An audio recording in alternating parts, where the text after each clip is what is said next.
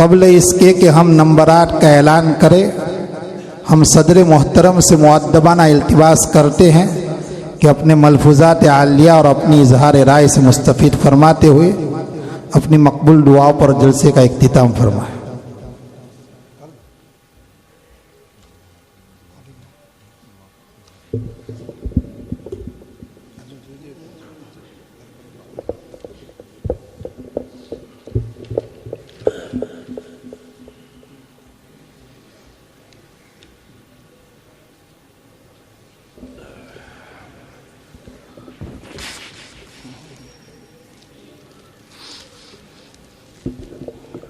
السلام علیکم ورحمۃ اللہ وبرکاتہ۔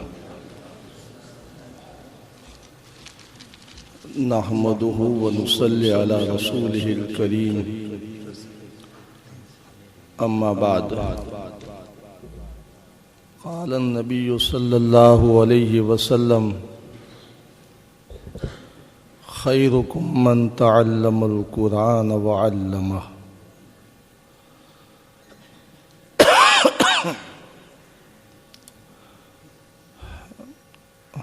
قابل صد احترام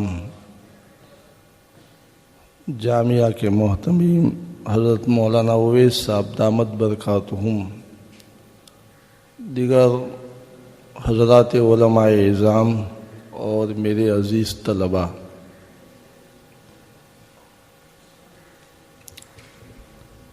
سب سے پہلے ہم اللہ تعالیٰ کا شکر ادا کریں کہ اللہ تعالیٰ نے قرآن کی نسبت پر ہمیں یہاں جمع فرمایا۔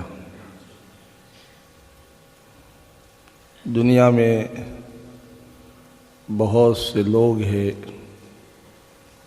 جو موبائل سے گانے سنتے ہیں اور فحش باتیں سنتے ہیں جن کے بارے میں وعید آئی ہوئی ہے۔ اس کے بجائے اللہ تعالیٰ نے ہمیں قرآن مجید تلاوت کرنے کی اور سننے کی توفیق عطا فرمائی۔ اس کا مطلب یہ ہے کہ اللہ تعالیٰ ہمیں نوازنا چاہتے ہیں اور اللہ تعالیٰ ہمیں خیر کی کاموں کی توفیق دے رہے ہیں۔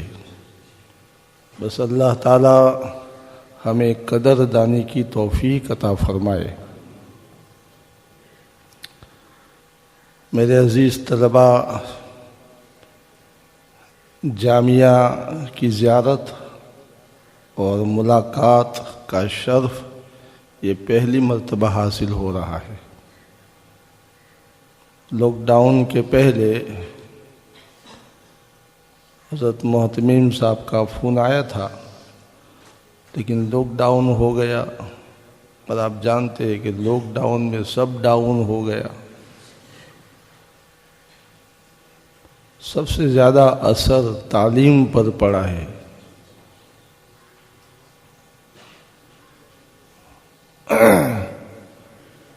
اس کا احساس ہمارے اہل مدارس کو ہے۔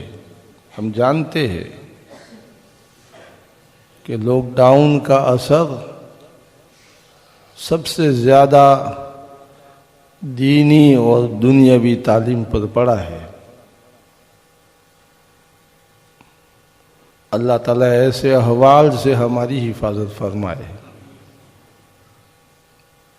ہمارا شکر ادا کرنے کی ضرورت نہیں ہے، بلکہ ہم اہل جامعہ کے مشکور ہیں کہ انہوں نے اس اہم مجلس میں ہمیں حاضری کی دعوت دی۔ اللہ تعالیٰ اس کو قبول فرمائے۔ میرے عزیز طلباء، صحیح بات بتاتا ہوں، مسابقہ کی جب ابتدا ہوئی اور پہلے طالب علم نے پڑھنا جب شروع کیا اسی وقت میرا تاثر یہ پیدا ہوا تھا کہ اس مسابقہ میں طلبہ قرآن مجید اچھا پڑھیں گے، اور واقعی ایسا ہی ہوا۔ اس میں عجب میں مبتلا ہونے کی ضرورت نہیں ہے، بلکہ ہم اللہ تعالیٰ کا شکر ادا کریں گے تو اللہ تعالیٰ ہمیں مزید کامیابی عطا فرمائیں گے۔ کل 22 طلباء میں سے 11 طلباء نے ترتیل میں پڑھا اور 11 طلباء نے تدویراً پڑھا، اور ہمارا تاثر یہ ہے کہ سب نے اچھا پڑھا۔ دیکھو کم و بیشی تو ہر جگہ ہوتی ہے، غلطیاں تو ہو جاتی ہے، وہ آپ کو آپ کے اساتذہ بتائیں گے، اور دونوں حکم حضرات جو ان کے لیے بھی بعض مرتبہ حکم حضرات کو بھی پریشانی ہو جاتی ہے، ایک ہی طرح کے سب طلباء آتے ہیں تو کون سی غلطی پر نمبر کاٹے۔ ہم بعض جگہوں میں حکم بھی رہے ہوئے ہیں تو ہم کو بڑی پریشانی ہوتی ہے، کیونکہ کسی کی حق تلف ہی نہ ہو۔ ایسے وقت میں بڑا مسئلہ نازک ہوتا ہے، پھر بھی حکم حضرات اپنے اعتبار سے نمبرات دیتے ہیں اور وہ صحیح دیتے ہیں۔ جامعہ ان حکم حضرات کے اوپر اعتماد کرتا ہے، اسی وجہ سے تو ان کو بلایا ہے۔ از مرتبہ طلباء آپس میں گفتگو کرتے ہیں کہ فلاں طالب علم کا نمبر نہیں آیا اور اس کا نمبر آنا چاہیے، ایسا ہوتا ہے، چونکہ ہم تو کئی جگہوں میں ہمارا جانا ہوتا ہے۔ لیکن یہ جو حکم حضرات ہے اور دیگر آپ کے اساتذہ ہیں، وہ فن کے ماہر ہے۔ بعض مرتبہ طلباء کو معلوم نہیں ہوتا ہے کہ اس سے کیا غلطی ہوئی ہے، لیکن حکم حضرات اس کو پکڑ لیتے ہیں۔ اللہ تعالیٰ نے ان کو صلاحیت دی ہے، اس لیے کمی دیکھو، کمی اور غلطی تو بڑوں سے ہو جاتی ہے۔ امام کسائی رحمۃ اللہ علیہ کتنے بڑے امام ہیں، نحو کے بھی امام ہیں، قرات کے بھی امام ہیں۔ وہ خود اپنا واقعہ بیان فرماتے ہیں۔ اتنے بڑے امام جن کی قرات پڑھی جاتی ہے، لیکن وہ خود ایسا فرماتے ہیں کہ ایک مرتبہ میرے دل میں یہ عجب پیدا ہو گیا کہ میں اچھا پڑھتا ہوں۔ بعض مرتبہ ایسا ہو جاتا ہے کہ اللہ تعالیٰ کی پکڑ آ جاتی ہے، تو ان کے دل میں یہ آیا کہ میں اچھا پڑھتا ہوں۔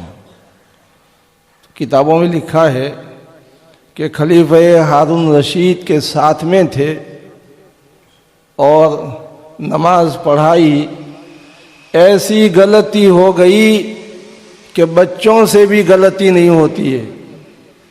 لعلہم یرجعون کے بجائے لعلہم یرجعین پڑھ دیا، کتنی بڑی غلطی ہو گئی، یرجعون کے بجائے یرجعین۔ امام کسائی علیہ رحمہ فرماتے ہیں کہ خلیفہ ہارون رشید کو اتنی ہمت تو نہیں ہوئی کہ مجھے ایسا کہے اخطأت، تم نے غلطی کی، لیکن مجھے ایسا پوچھا، یا کسائی ایو لغت ہذی، یہ کون سی لغت ہے یرجعین، کوئی سگا تو یہی نہیں ہے۔ تو امام کسائی رحمۃ اللہ علیہ نے فرمایا، قد یعثر الجواد، اصیل اور عمدہ گھوڑا بھی ٹھوکر کھا جاتا ہے۔ مطلب یہ ہے کہ یہ مجھ سے غلطی ہو گئی ہے۔ خلیفہ ہارون رشید نے کہا اما فنام، اچھا آپ سے غلطی ہو گئی ہے، یہ کوئی لغت نہیں ہے۔ ایک جو اس میں ایک سبق مل گیا، دو سبق اس میں ملے اس واقعہ میں، کہ اگر کسی طالب علم نے کسی مجمع میں یا مسابقہ میں اگر اچھا پڑھائے، فوراً اللہ تبارک و تعالیٰ کی طرف رجوع کر لے وے، اور اپنا کمال نہ سمجھے، کمال تو ہے ہی نہیں ہے۔ جامعہ میں جب آپ داخل ہوئے تھے اور آپ مکتب سے پڑھ کر کے آئے تھے تو آپ کا پڑھنا کیسا تھا؟ آپ کچھ جانتے ہیں؟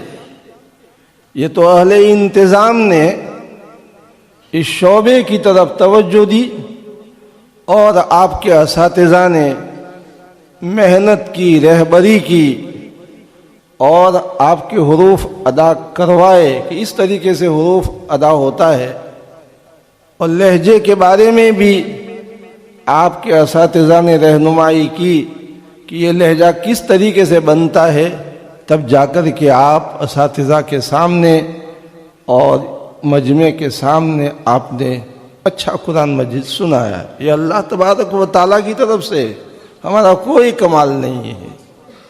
اگر یہ چیز پیدا ہوگی تو کمال تک آپ پہنچ جائیں گے۔ ساتھ ساتھ میں اس واقعہ سے یہ بھی معلوم ہوا کہ غلطی ہو جاتی ہے۔ مسابقہ پورا ہونے کے بعد اگر آپ کے استاذ کوئی غلطی بتائے کہ آپ سے یہ غلطی ہو گئی ہے تو اس کو شکر ادا کرنا چاہیے اور اس غلطی کو درست کر لینا چاہیے۔ دیکھیے عزیز طلبہ، ایک بات تو مجھے یہ کہنی تھی۔ دوسری بات یہ ہے کہ ہمارے نبی کریم صلی اللہ علیہ وسلم کے بارے میں بھی آتا ہے کہ آپ خوش الہانی سے قرآن مجید پڑھتے تھے۔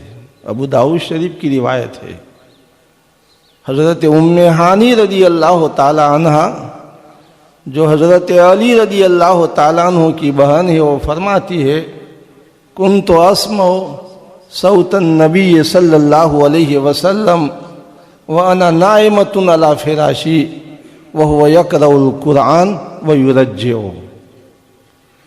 حضرت ام ہانی رضی اللہ تعالیٰ عنہ فرماتی ہے کہ میں نبی کریم صلی اللہ علیہ وسلم کی آواز کو سن رہی تھی، میں اپنے بستر پر لیٹی ہوئی تھی، آپ قرآن مجید پڑھ رہے تھے، اور آگے حدیث میں ہے وَيُرَجِّعُ۔ ایک راوی ہے ابن ابی جمرہ سکا راوی ہے، حافظ ابن حجر عسقلانی رحمۃ اللہ علیہ جو بخاری کے سب سے بڑے شارح ہیں، انہوں نے لکھا ہے کہ ابن ابی جمرہ کا کہنا یہ ہے یرجعو کا مطلب خوش الہانی،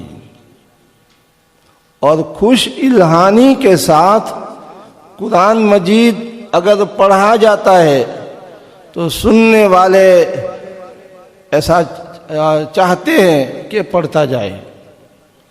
میری طبیعت 2 دن سے خراب چل رہی ہے، قاضی صاحب نے مجھے کہا بھی کہ آپ تھوڑا آرام کریں، لیکن بچے ایسا عمدہ تلاوت کر رہے تھے کہ طبیعت اچھی ہو گئی ہے۔ صحیح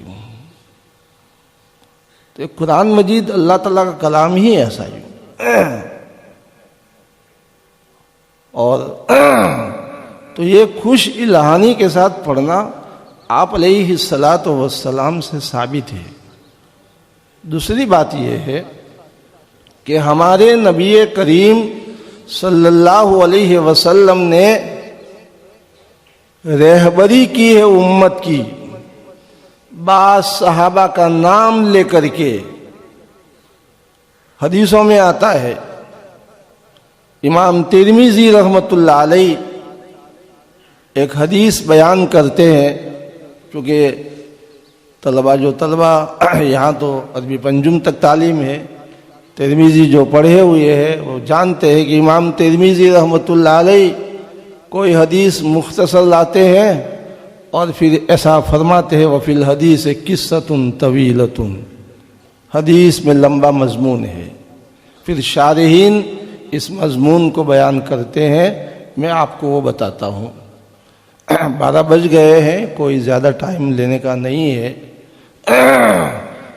تو اس میں ایسا لکھا ہے کہ ایک مرتبہ حضرت عمر رضی اللہ تعالی عنہ خلیفۃ المسلمین خلافت کے زمانے میں حج میں آئے ہوئے تھے اور میدان عرفات میں وقوف کیے ہوئے تھے۔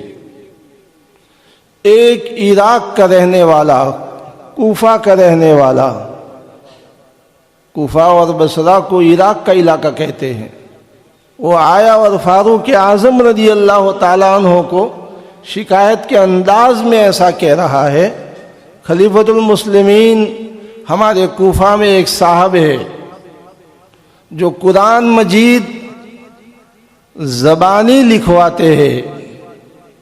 قرآن مجید لکھوانا ہو تو زبانی نہیں لکھوانا چاہیے۔ قرآن مجید کے حروف جس طریقے سے محفوظ ہے، قرآن مجید کا رسم الخط یہ بھی محفوظ ہے۔ طلبہ نے پڑھا ہوگا، خلاصۃ البیان پڑھنے والے طلبہ جانتے ہیں کہ رسم الخط کی کیا اہمیت ہے۔ اس لیے قرآن مجید لکھوانا ہو، اب لکھوا دیا، لکھو مالک یوم الدین، میم کے بعد الف لکھ دیا اور الف لکھوا دیا، یہ صحیح نہیں ہے۔ میم کے بعد الف نہیں ہے رسم الخط میں، میم کے بعد لام ہے اور لام کے بعد کاف ہے، یہ رسم احتمالی ہے۔ اسی وجہ سے اس میں 2 قرات ہے، مالک یوم الدین، مالک یوم الدین۔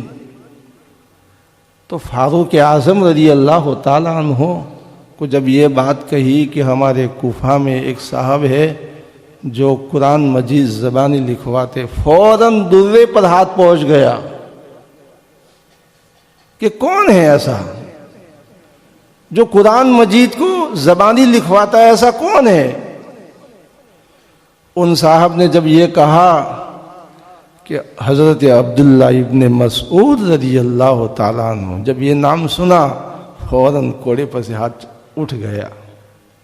اپنی زبان میں کہتے ہیں ٹھنڈے برف ہو گئے، غصہ بہت تھا، لیکن جو ہی عبداللہ ابن مسعود رضی اللہ تعالیٰ عنہ کا نام آیا فوراً جو ہے وہ غصہ ختم ہو گیا۔ اور پھر کیا کہا، پھر بتایا حدیث جو ترمذی شریف میں ہے کہ ہمارے نبی کریم صلی اللہ علیہ وسلم حضرت صدیق اکبر رضی اللہ تعالیٰ عنہ کے ساتھ میں مسلمانوں کے امور کے سلسلے میں مشورہ کرتے تھے اور میں بھی شریک ہوتا تھا، حالانکہ دونوں سے مشورہ کرتے، لیکن اپنے کو یوں بتایا۔ جب مشورے سے فارغ ہوئے ہم لوگ اور آپ صلی اللہ علیہ وسلم ہم کو باہر چھوڑنے کے لیے جب آئے تو ایک صاحب قرآن مجید نماز میں ہلکے سے جہر کے ساتھ پڑھ رہے تھے، ہلکے سے جہر کے ساتھ۔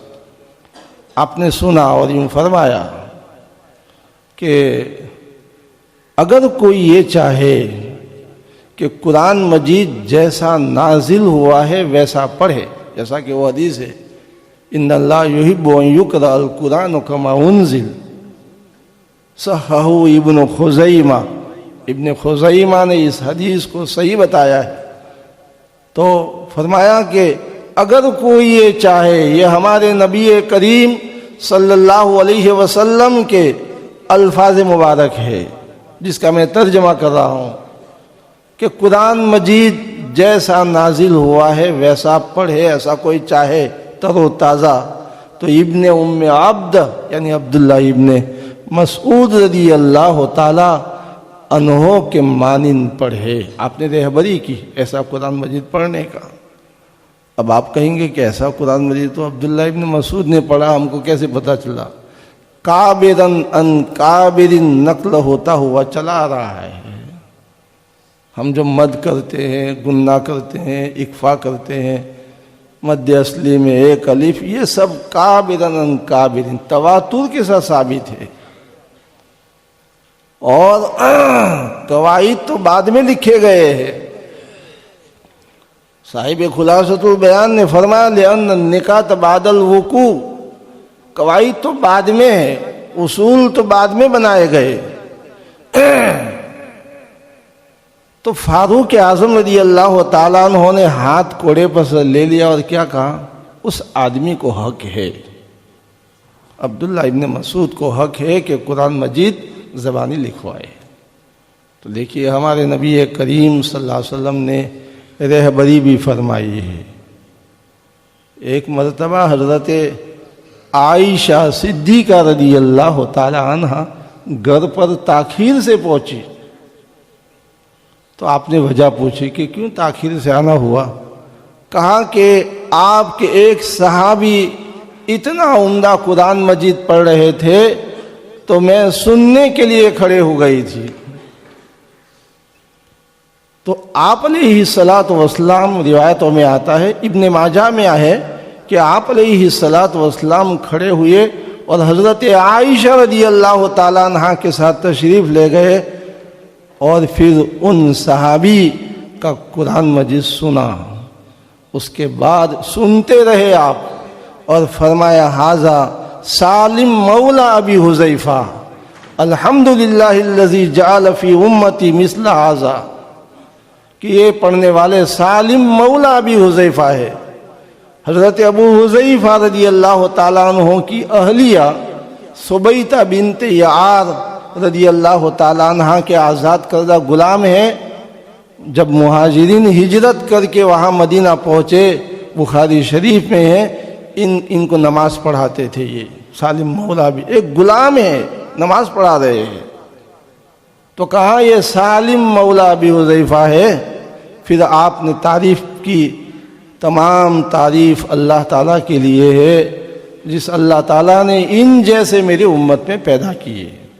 اس لیے عزیز طلبہ، بات لمبی ہو رہی ہے، میں یہ بتا رہا تھا کہ آپ نے ماشاءاللہ اچھا پڑھا ہے، اللہ تعالیٰ اس کو قبول فرمائے۔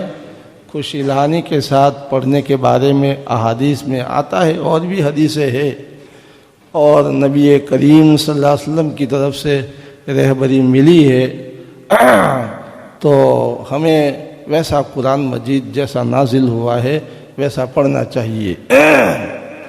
اور پھر آخری بات یہ ہے کہ دیکھو، یہ تو آپ نے مشق پر محنت کی ہے، تو مشق کے بارے میں ایک بات یہ کہنی ہے کہ اس میں مزاولت اور مواظبت کے ساتھ اگر آپ مشق کرتے رہیں گے تو آپ کا یہ عمدہ پڑھنا باقی رہے گا۔ جمعہ کے دن بھی آپ مشق کریں۔ ہمارے حضرت مولانا حبیب اللہ صاحب رحمۃ اللہ علیہ، جو حضرت مدنی رحمۃ اللہ علیہ کے ارشد تلامذہ میں تھے، اور ان کا ایک شعر ہے، بدلتی ہے ہزاروں رنگ دنیا، میں تجھ سے استقامت چاہتا ہوں۔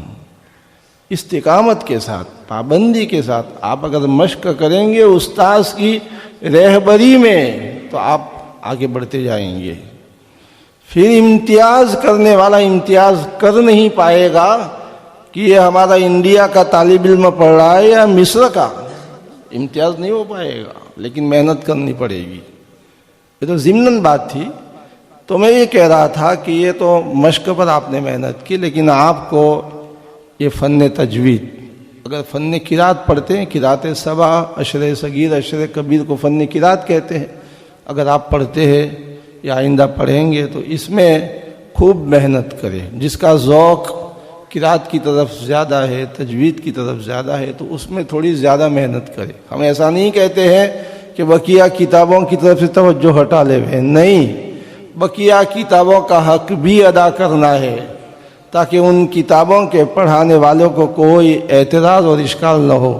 لیکن میں یہ کہہ رہا ہوں کہ اگر کسی کا ذوق اس فن میں زیادہ ہے تو تھوڑا سا اور زیادہ محنت کرے، اور فن کی جو کتابیں ہیں اس کا خوب مطالعہ کرے، فن کی باریکیوں کو سمجھے، اور فن کے جو حقائق ہے، دقائق سمجھے۔